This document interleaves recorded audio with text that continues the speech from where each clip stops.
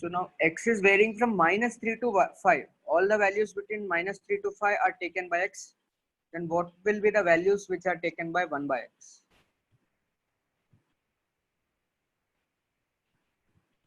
Try to think about this.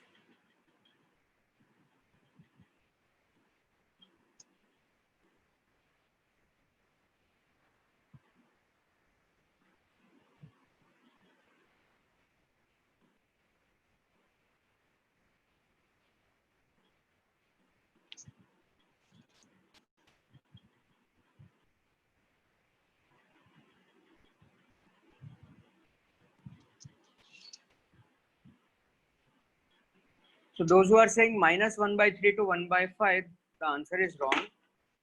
The answer is wrong. Try to think carefully. -1 by 3 to 1 by 5 is wrong.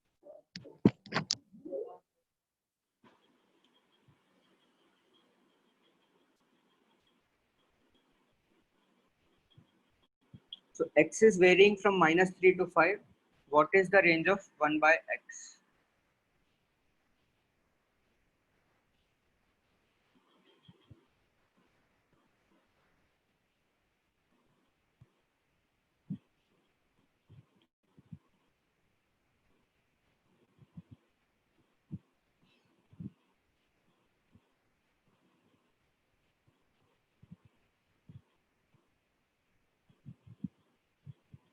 Fine. So let me explain it to you. See, this is our number line. Here we have 0, here we have -3, here we have 5. Now you see, when I asked you 2 is less than x is less than 7, then 1 by x was from 1 by 7 to 1 by 2. And similarly, when 1 is less than x is less than 5, then 1 by x was varying from 1 by 5 to 1. But now, if you do it in this way, that -3 is less than x is less than 5, then -1 by 3 is greater than 1 by x is greater than 1 by 5. You'll get this if you just reciprocate it. But is 1 by 5 less than -1 by 3? Is this true? This is wrong, right? 1 by 5 is not less than -1 by 3. 1 by 5 is a positive number. It's greater than -1 by 3. So this is wrong. We can't do it in this way. Why? Because here the values of x are varying from negative to positive. That is, x is taking negative values as well as positive values. But in the previous problems, you see x was only taking entirely positive values. So you could just do the reciprocal by changing the sign of inequality. Here also x was entirely positive. So you could just do the reciprocal by changing the sign of inequality. But here x is varying from negative to positive. So you just can't do it in this way. This is wrong. Fine. So what you have to do is you have to break it at 0. So -3 is less than x is less than 0. And you can tell that 0 is less than x is less than 5. Now you see you have broken this at 0. Now all these numbers are positive and all these numbers are negative. So this is fine. Now you can work on these positive individually and you can work on these negative numbers individually. So just if you try to think, if your answer is between -1 by 3 to 1 by 5, then try to think about this value 0.000001. Its reciprocal will be going to infinity, right? If I take a value 0.00, so many zeros and 1, say 10 power minus 1000. If I do the reciprocal of this, then this will go to how much? It will go to 10 power 1000, and that will be going to infinity. So, but where is infinity in your answer? If you take -1 by 3 to 1 by 5, there is no infinity. So the approach of just doing the reciprocal is wrong. That won't work in this case. Fine. So the process, the correct procedure is you need to break this at 0. So x is varying from -3 to 5. It means x is varying from -3 to 0 and x is varying from 0 to 5.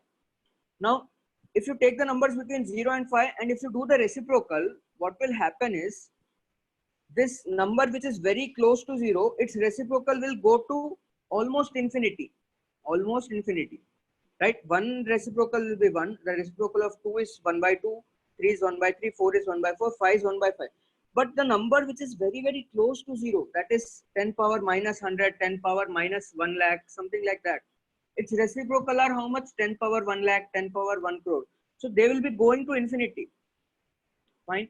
So similarly, the numbers which are negative 10 power minus 100, negative 10 power minus 1000, these numbers, if you reciprocate them, if you take the reciprocal of these numbers, these will be going towards minus infinity, right? Infinity means it is just a very large number. Infinity is a very large positive number. So minus infinity is a very small negative number, right? Minus infinity is end of this negative side and infinity is end of this positive side. So if you reciprocate this minus 10 power 1000, that will go towards minus 10 power 1000, that is minus infinity, right? And minus 1 by 3 reciprocal will be minus 1 by 3. The reciprocal of minus 3 will be minus 1 by 3. So now you see the correct procedure is to break these numbers at 0, and now you just use the reciprocal, right? So 0 means not exactly 0, it is just 0 plus. 0 plus means just to the right of 0, means 0.0000, something like that, 0.0001. And here it is 0 minus. 0 minus means just to the left of 0. Left of 0 means some 10 power minus 10 power 1000, this type of numbers. So now 1 by 0 plus is greater than 1 by x is greater than 1 by 5. Now you can directly reciprocate because all the values are in positive range only. And here all the values are in negative, so you can directly reciprocate minus 1 by 3. Now the sign of inequality will change when you reciprocate. So it is greater than 1 by x, it is greater than 1 by 0 minus. And 1 by 0 plus is infinity, right? 0 plus means 10, just to the right of 0. I mean, just this is 0 and just to the right of 0, that is 0 plus. And left of 0, that is 0 minus. So 1 by 0 plus will go to infinity. It is greater than 1 by x, it is greater than 1 by 5. And this is minus 1 by 3 is greater than 1 by x is greater than, this will go to minus infinity. So finally, if you see 1 by x is varying from minus infinity to minus 1 by 3 and 1 by 5 to infinity. So this is the number line, and the end of this is minus infinity, the end of this is plus infinity, this is 0, this is 1, and this is minus 1 by 3, and this is 1, and this is plus 1 by 5. So you can see x is taking all the values from minus infinity to minus 1 by 3. So minus 1 by 3 to minus infinity and 1 by 5 to infinity. So these are all the possible values of 1 by x, right? So if I want to shade this, then this one, minus 1 by 3 to minus infinity and 1 by 5 to infinity. So all this is the possible range of 1 by x, right? So 1 by x belongs to, or let us say the range of 1 by x, range of 1 by x is minus infinity to minus 1 by 3 union 1 by 5 to infinity. So union means the combination of all these, right? Union means the combination of two sets is called union. So I think that this is clear, and let me tell you what this notation means. Oh, this is called open interval, right? So let us discuss what are open and closed intervals. So open a comma b means, if I say x belongs to open a comma b, means x is taking all the values from a to b but excluding a and b. X is taking all the values from a to b but excluding a and b. Whenever you write this open interval a comma b, a will always be less than b. Remember that, right? So x belongs to open a to b means x is taking all the values between a and b but excluding a and b. So this is called open interval. And similarly, there is closed interval. So here you write closed bracket a and b. So this is called closed interval. So this means x is taking all the values between a and b, including a and b. So a is less than or equal to x is less than or equal to b. And then there are semi-closed and semi-open. So this is called left open, right. Sorry, this is called left closed and right open interval. So here x is taking all the values between a and b, but only a is included, b is excluded. And if I write it in this way, then this means that x is taking all the values between a and b, a is excluded, whereas b is included, right? So, but whenever you write infinity or minus infinity, that side is always open. You can't keep closed on infinity or minus infinity. So this means what? X is taking all the values between 2 to infinity, but excluding 2 and infinity. Fine. Minus 3 to 5, left open, right closed. Means what? X is taking all the values between minus 3 to 5, and 5 is also included. Right. This is the meaning of open and closed intervals. So minus 3 to 5 means all the values are included, right? There are so many rational, so many irrational numbers here. Minus 2.9, minus 1.9. Here there is root 2, root 3. So there are so many irrationals and rationals. So all these values on the number line are taken by x. This is the meaning of minus 3 to 5, left open, right closed. So whenever you are writing an interval, it means all the possible values, right? There are infinitely many values here. So whenever I write 1 to 3 means all the values between 1 and 3. It doesn't mean simply 2 and 1, 2 and 3, right? So if I write 1 to 5, it means all the possible values between 1 and 5 are included. 1.4, root 2, root 5, root 7, all these values are included in 1, 5. Infinitely many values are there. Whereas if I just write the set 1, 5, it means x can take only two values, 1 or 5. Right? These are the only possibilities. But if I write 1, 5 open interval means all the values between 1 and 5, but excluding 1 and 5. Right? Excluding 1 and 5. And if I write closed, it means all the values between 1 and 5, including 1 and 5. So this is the meaning of set notation and interval notation. So this is called interval notation. And this is just a set form where you have, whenever you use curly brackets, it means those the elements which are individually present, those are only possible values of x. So x can take only 1 or 5, but here it can take all the infinite values between 1 and 5, all the rational, all the irrational numbers, that is all the real numbers. So this is the meaning of open and closed interval. Fine, so far so good. Now say if I give you 1 is less than x is less than 5, tell me what is the range of x square? What is the range of x square?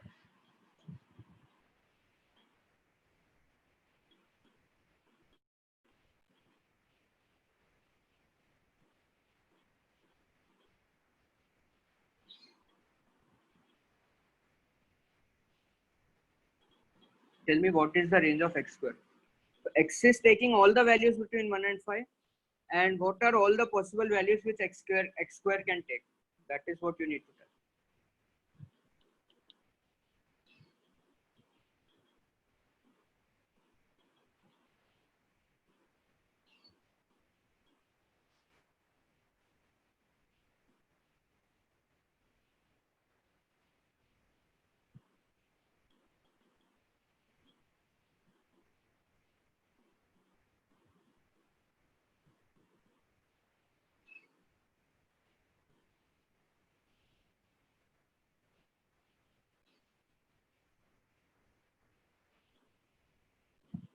Fine. So if x is between 1 and 5, it means x square will take the values between 1 and 25, right? You can just check with the number line. So if you square 5, you'll get 25. If you square 4, you'll get 16, right? If you square 3, you'll get 9. If you square 2, you'll get 4. So if you square all these values, you will get all the values from 1 to 25. If you square 1, you'll get 1 only, right? If you square a larger number, its result will be larger, right? So the larger the x, the larger the x square. But in 1 by x, it was different, right? If the x is more, then 1 by x was less. But here, if x is more, then x square is also more. So if you take all the values between 1 and 5, and if you square them, the result will be between 1 and 25. So all the possible values between 1 and 25. If you take 2.4, 2 point something like that, then that will be 4 point something, right? That will be between 4 and 9. Fine, this is good. But let me give you another question. Say minus 3 is x is minus 3 is less than x less than 5. Then what is the range of x square? What is the range of x square?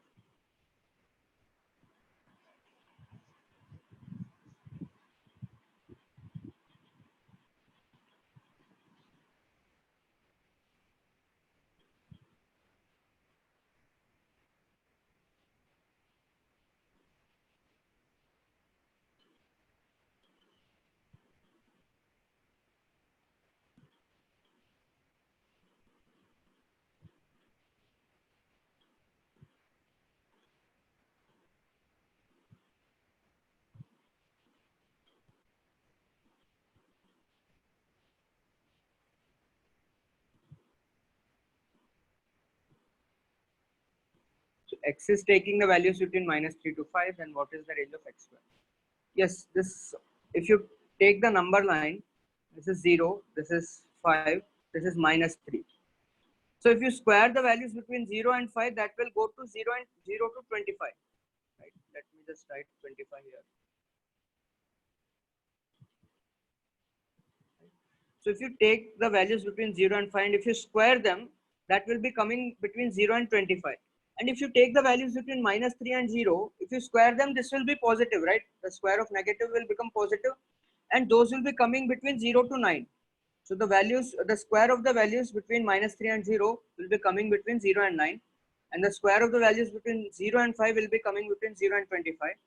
So if I just take all the possible values of x squared, then that will be from 0 to 25. So x square is greater than 0 and it is less than 25. So you can tell that x square belongs to 0 to 25 open, right? Fine, good. So say if I give you -2 is less than or equal to x is less than 5, then tell me the range of x square. What is the range of x square? Or just a second. Let me make this -5 here and 2 here. So -5 is less than or equal to x is less than 2. What is the range of x square?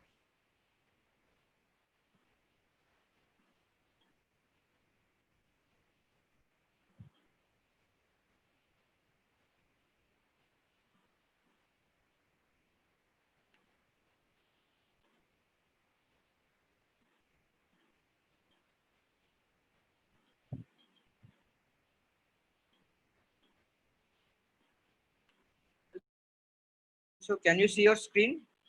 Can you can you see the screen? Yes, sir.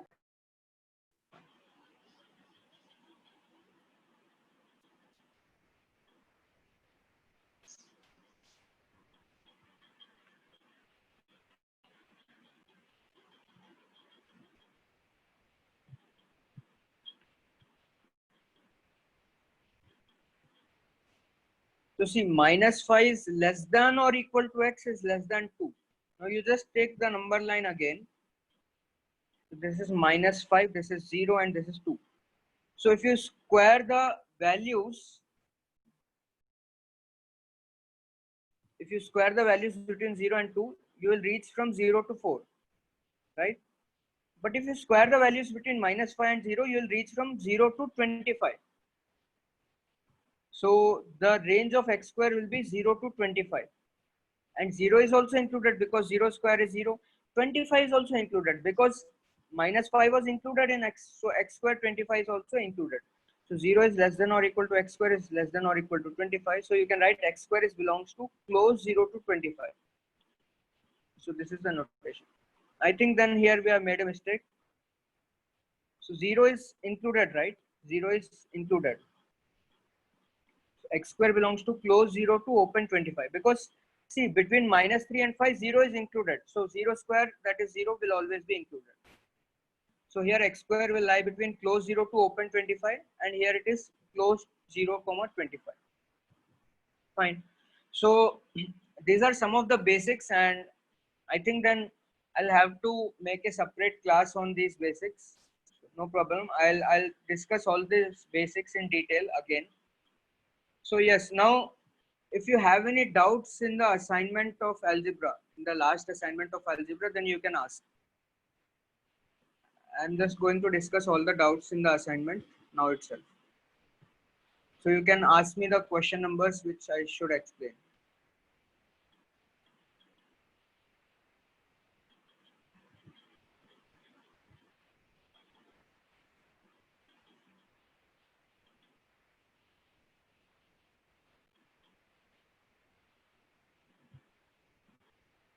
So you can ask me the question numbers which you have doubts in the last assignment of algebra.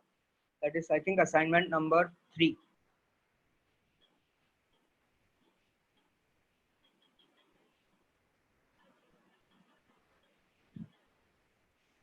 Have you people attempted the assignment?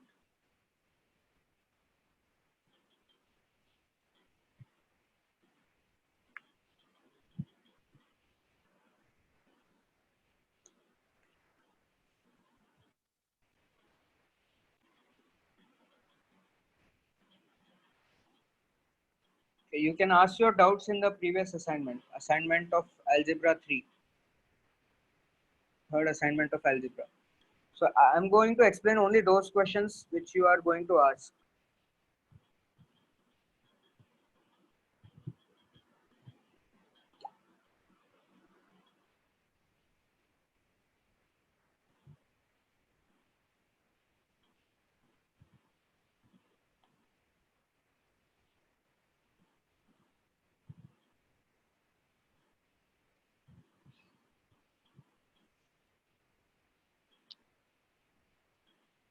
Fine. So someone had asked the second question.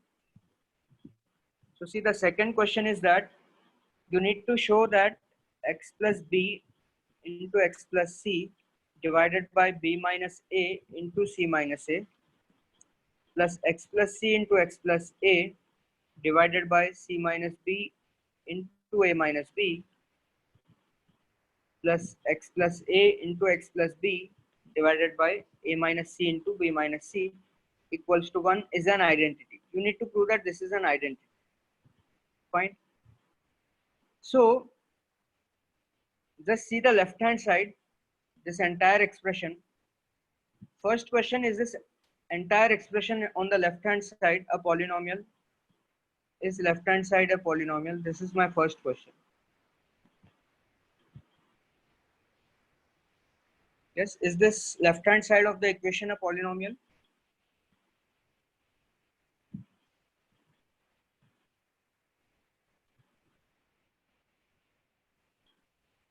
So you can unmute yourselves and you can speak. No problem. Is the left hand side of equation a polynomial? Sir, no, I think. Okay, why is it not a polynomial? Because there are variables in the denominator. Are a, b and c variables or are they constants?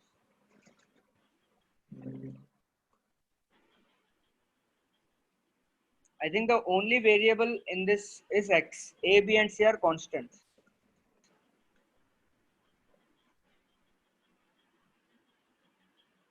Fine, so a, b, c are constants. Only variable is x. Okay. Then it is a Now- polynomial. Okay, it is a polynomial. Fine. So if it is a polynomial, next question is what is the degree of the polynomial? What is degree of the polynomial on LHS?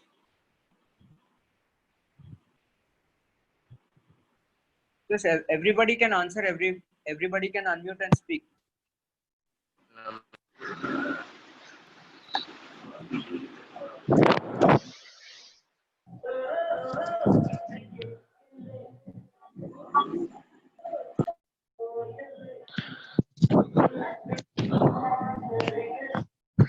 If you are yourself, make sure there is no noise in your surroundings.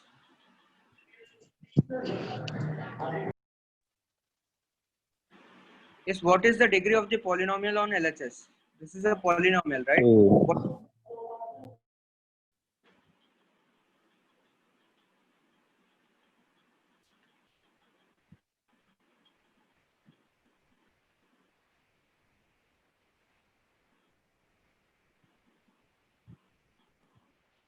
if you see this carefully, see here x plus b into x plus c is multiplied. So this is x square, right? The maximum power of x is x square here. And the maximum power of x in this term is also x square. Here also it is x square. So the maximum degree of this polynomial is second degree. Because if you multiply this, you will get x square plus cx bx plus bc, right? So that will be of x squared degree. The degree of this term is x squared, this term is x squared, and this term is also x squared. So the degree of polynomial is 2. Fine. So the degree of polynomial is 2. So I am just assuming left hand side as f of x, that is x plus b into x plus c by b minus a into c minus a plus x plus c into x plus a divided by c minus b into a minus b plus x plus a into x plus b divided by a minus c into b minus c. This is my polynomial of degree 2. Fine. Now what you do is you just put x is equal to a in this equation. So calculate f of a. Right? This is a polynomial in variable x. find the value of this polynomial at x is equal to a.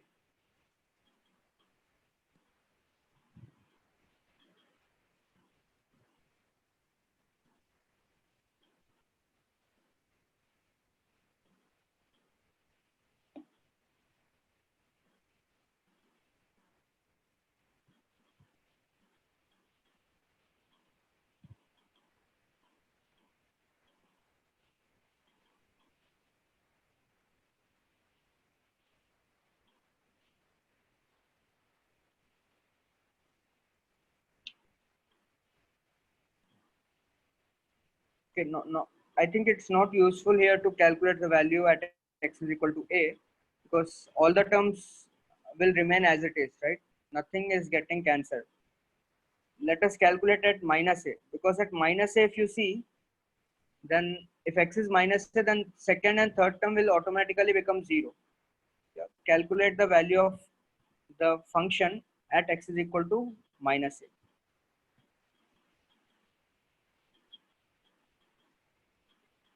What is f of minus a?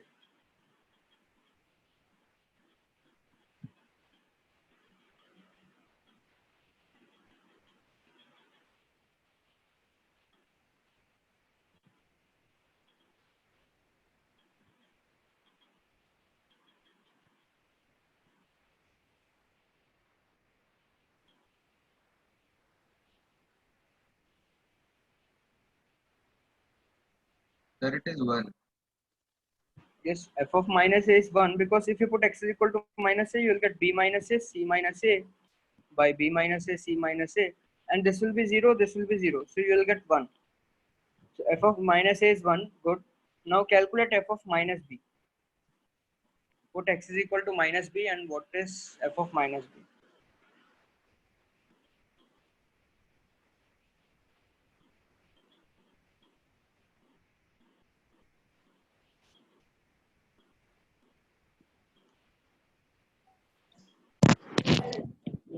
One.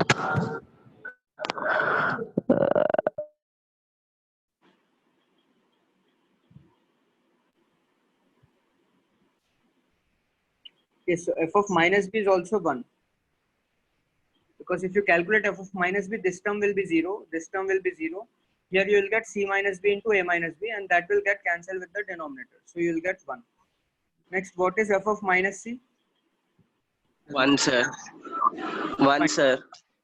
Fine. So f of minus a, f of minus b, and f of minus c all are 1. And f of x, the second degree polynomial. F of x is a second degree polynomial. Now you see that f of x is equal to 1 for 3 different values, right? For 3 different values of x, that is at x is equal to minus a, minus b, and minus c. So if a second degree polynomial is equal to 1 for 3 different values, it means it has to be 1 for all values, right? You can consider it in this way, that f of x minus 1 is 0 for x is equal to minus a, minus b, minus c. And this is second degree polynomial. So we have studied that second degree polynomial has 2 roots only. But here this is having 3 roots. So this has to be an identity, right? It means it is an identity. It means f of x minus 1 is 0 for all x. It means f of x is 1 for all x, right? So if you take any value of x, this value will be equal to 1. This entire left hand side will be equal to 1, no matter what value of x you take. If you put x is equal to 100, still you will get the value as 1. If you put x is equal to minus 53 by 5, still the value of left hand side will be 1. You can check, right? You can take the LCM, you can simplify this. This entire expression will be reduced to 1. So this is an identity, right? This is an application of identity. Next, any question? So someone has asked the third question, I think. So in third question, it is given that there is a polynomial p of x, where x belongs to R, when divided by x minus a, x minus b, and x minus c, it leaves remainder a, b, and c respectively. Fine. So the question is, find the remainder when P of X is divided by X minus A into X minus B into X minus C, where A, B, C are distinct. So this is the question. So if you see this question carefully, P of X is a polynomial. When you divide it by X minus A, remainder is A. When you divide by X minus B, remainder is B. When you divide it by X minus C, it's fine. So what about the value of P of A? What is the value of P of A?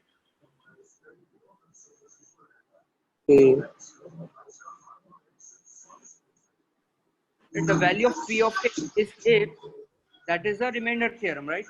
If you divide a polynomial by X minus A, the remainder is P of A. So remainder is A, so P of A is A. Similarly, P of B is B and P of C is C. Fine.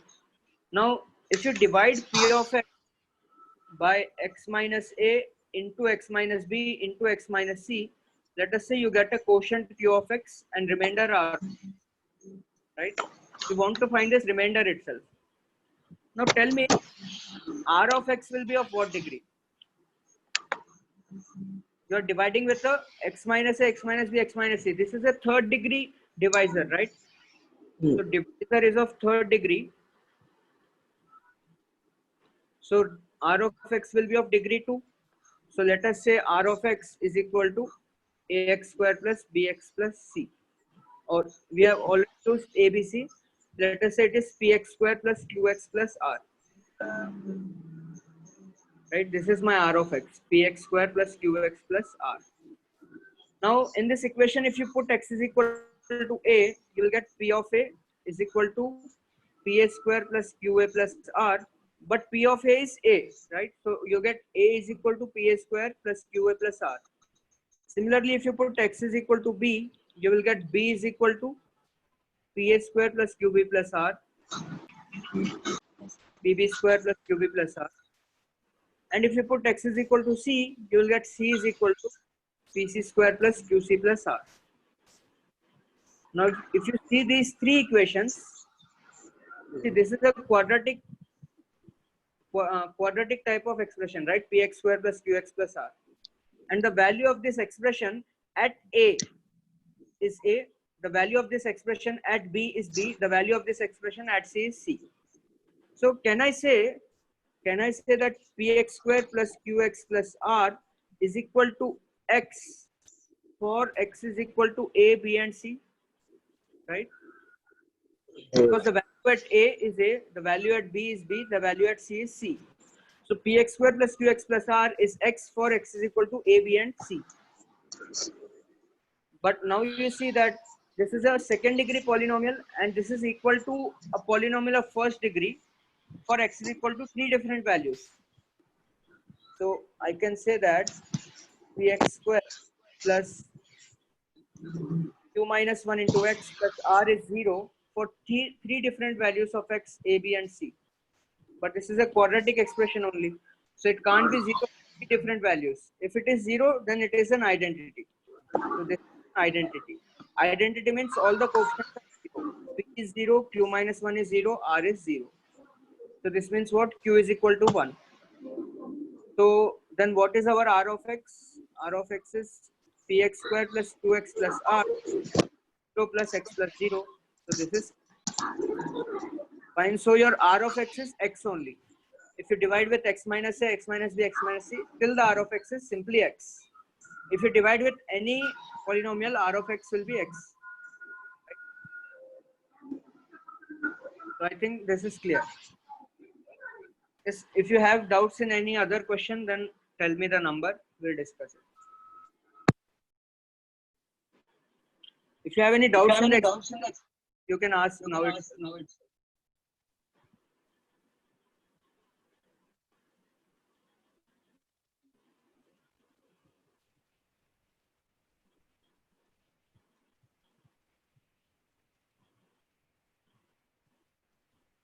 Fine. Any other question?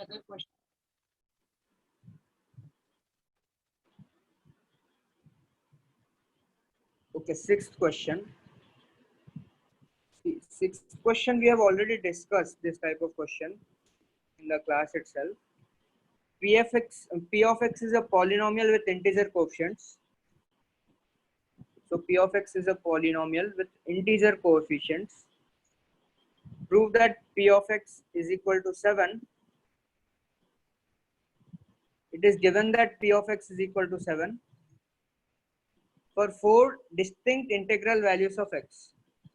For 4 distinct integral values of x.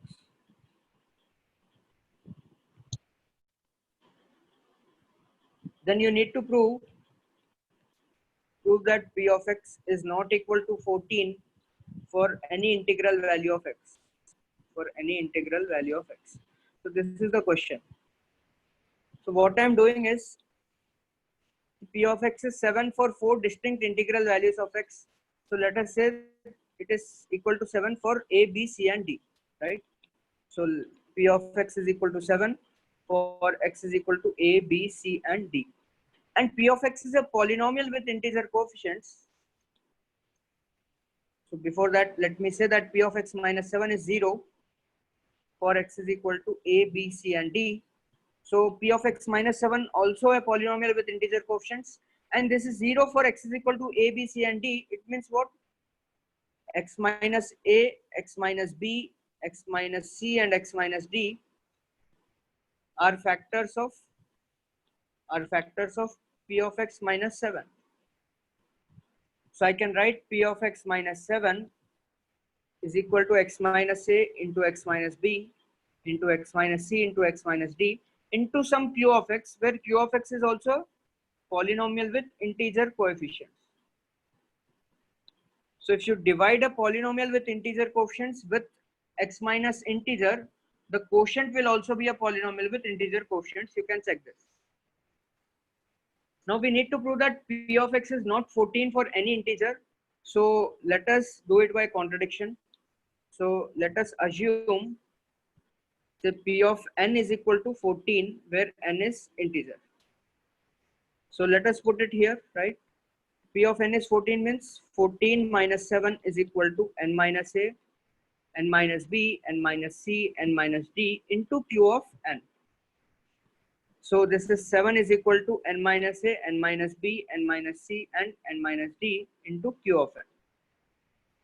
Now you can see that a, b, c and d are 4 different integers. So n minus a, n minus b, n minus c, n minus d are 4 different integers. Because a, b, c and d are 4 different integers. Now you see that product of all these integers is 7. This is also an integer because q of x is a polynomial with integer coefficients. If you put an integer value n, you'll get integer. So product of all these numbers is 7. So all should be a factor of 7. So all these n minus a, n minus b, n minus c and n minus d are different factors of 7. And you can see for 7 we have only 4 factors. Factors of 7 are 1, minus 1, 7 and minus 7, right? So n minus a, n minus b, n minus c into n minus d are minus 1, 1, minus 7 and 7 in some order. We don't know that order, but they are taking all the values minus 1, 1, 7 and minus 7 in some order. So from this equation, let us call this as equation 1. So from equation 1, I have 7 is equal to n minus a, n minus b, n minus c, n minus d. You can put the values of this. That will come out as 49. 49 into q of n, where this is also an integer. Now you see this is not possible, right? 49 into integer can't be equal to 7. So this is a contradiction. This is not possible. So you have arrived at a contradiction, means your assumption is false. Right? So your assumption is false. And what is your assumption?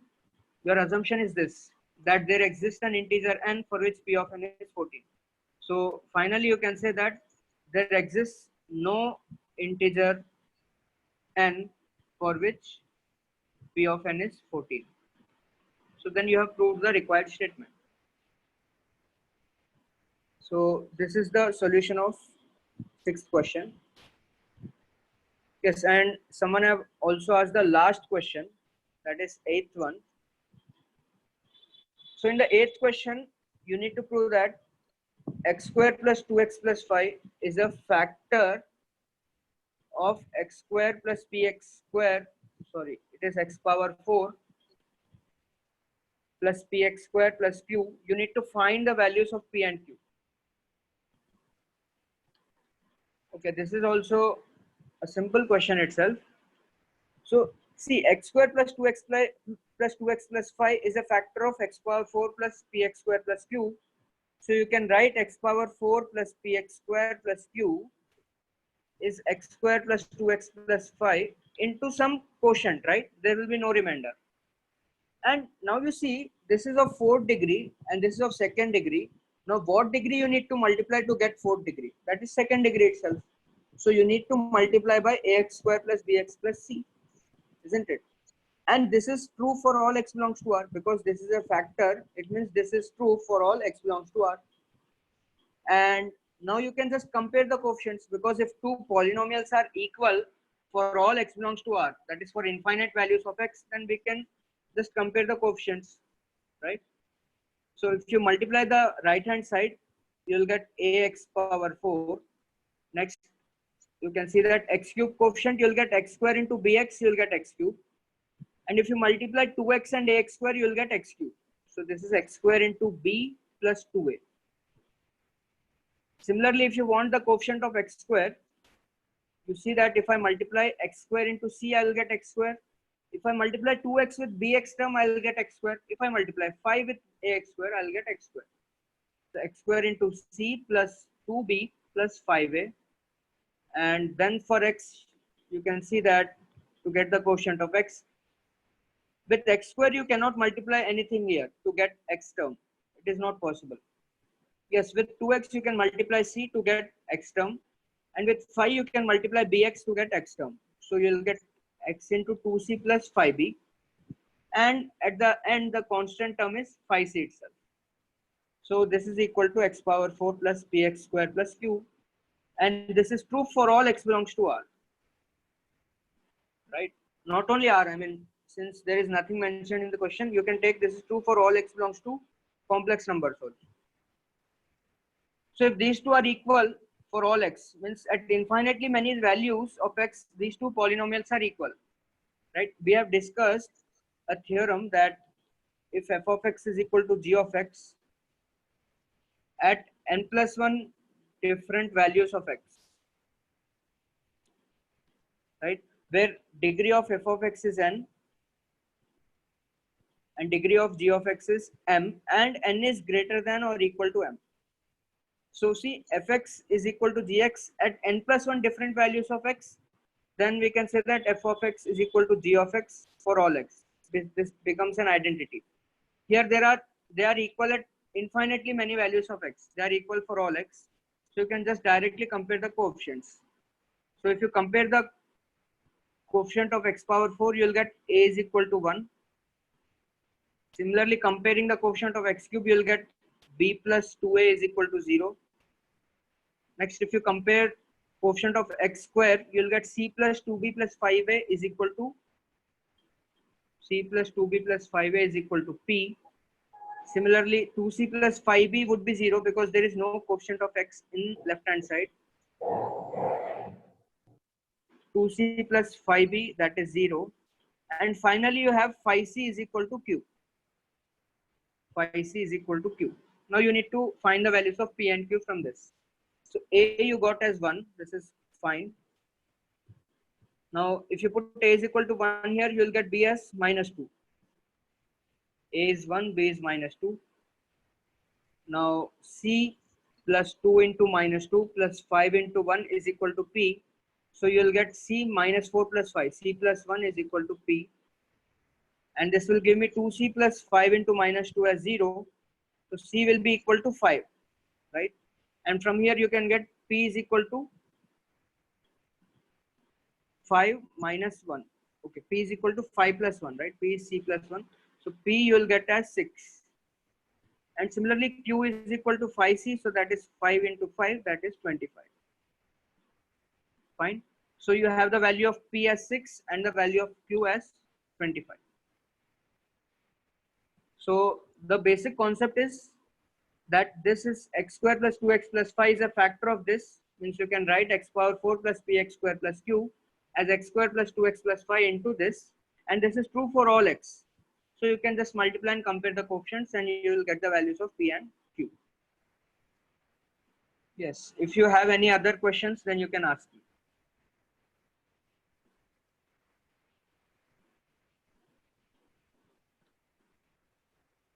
So any other questions, any other difficulties which you are facing while solving the problems? Okay, question number 7 is being asked.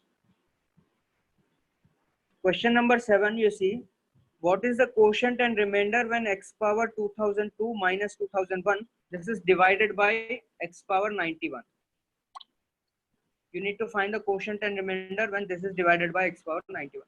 So this is very simple problem. If you see 2002 and 91, you will observe that if you divide 2002 with 91, so 91 2s are 182 and this is 182. So 91 into 22 is 2001. Sorry, 2002. So it is simple now, right? X power 91 and you just divide the routine way. So x power, what you need to multiply to get x power 2002? So you need to multiply 91 into 21, right? So x power 91 into x power 91 into 21, this will be x power 91 into 22, this will be x power 2002. So you'll get x power 2002 and you just subtract this minus, this will get cancelled and minus 2001. This will be remainder, this will be the quotient. This is the remainder and this is the quotient. Right? You will stop this process when this degree of this is less than degree of x power 91. So this is 91 degree, this is constant. So this becomes the remainder and this is the quotient.